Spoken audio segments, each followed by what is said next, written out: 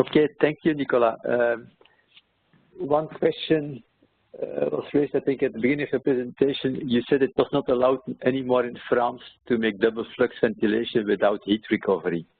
And the question is, which regulation imposes that and from when on? The regulation is actually not on the designers, but on the fabricants of systems. They can't sell anymore air handling unit with 2 flows without a heat exchanger in it.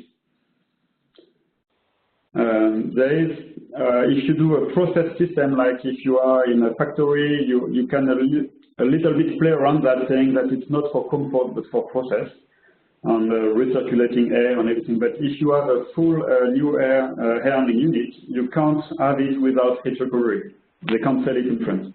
You mean it's part of the eco-design? Yes. Because of the eco-design directive? Yeah, yeah.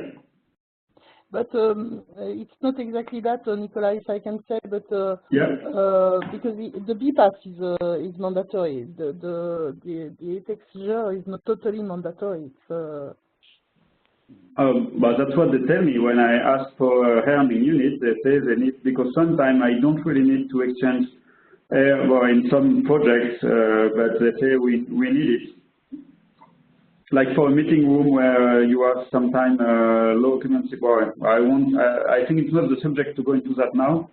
No, no. But, yeah. Okay, yes, yeah.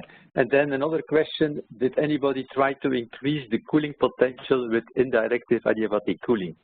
Today there are systems who cool the outside air of 35 degrees down to 90 degrees just.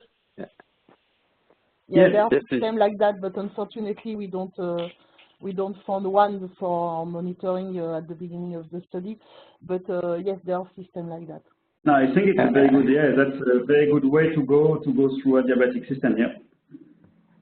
Adiabatic cooling on the exhaust air, so you don't put humidity in, and then you exchange heat.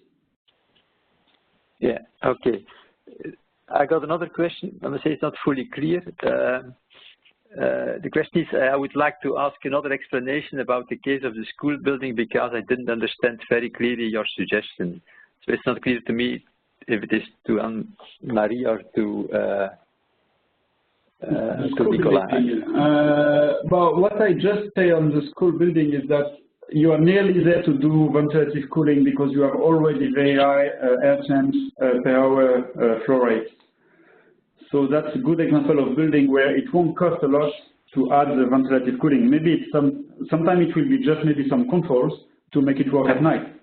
That's just what I wanted to say. Okay. But then maybe it will be more efficient if you manage to shut down some of the fans of the air handling unit. You will increase your AER by working with a single flow. Okay. Anyway, it's important to consider that free cooling even during occupation can be possible in some sites very easily, and it's always interesting. It's not only at night, it's any time as you need.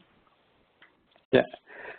I have another question, I think it's to Anne-Marie, but it was from the previous set. So the question was, have you also measured the relative humidity in the various projects?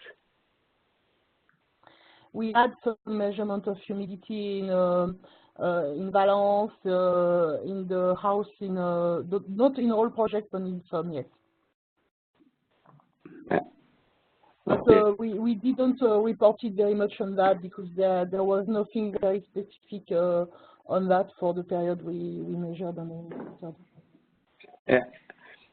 Then there is a question that I think might be partly already answered. Why do you not use balanced ventilation with automatic bypass? The unit will decrease heating load by cold recovery during day and evening, and as soon as external temperature is lower than internal temperature, you start ventilative cooling with bypass. Anne-Marie, I think that's for you. Anytime there is a ventilative cooling, there is a bypass anywhere, because you can't increase your airflow with a bypass. Yeah. And then I think another question is, it's a residential house in AIM, where in case the ventilative cooling started too early in the evening. Yes, it was during the heat wave. You know, during the heat wave, It was a very short heat wave, almost 1 week, and every day the decrease of temperature started more late in the night. And so if you have a time control, of course you don't follow that. Yes. You need the temperature control to follow that. Okay. Another question is more general. So what are the ventilation requirements in France regarding school and office buildings, as well as residential ones? Perhaps let's start with the ventilation requirements in school buildings. What is the question? Yeah, so is it possible to describe the ventilation requirements for French school buildings? For French school buildings, Anne-Marie, vas-y.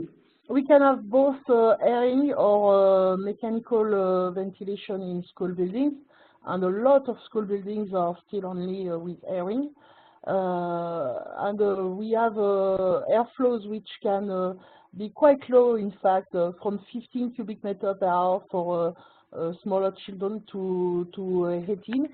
And so it's a real concern at the moment in France about the schools, and in some areas there is an improvement of trying to go back to supply and exhaust system, even locally, to improve the indoor air quality in school because it's quite poor. Okay, I think that I believe are the most important questions. Okay. Yes. I think we have, can we address another two? Because we have another one for Anne-Marie, I think.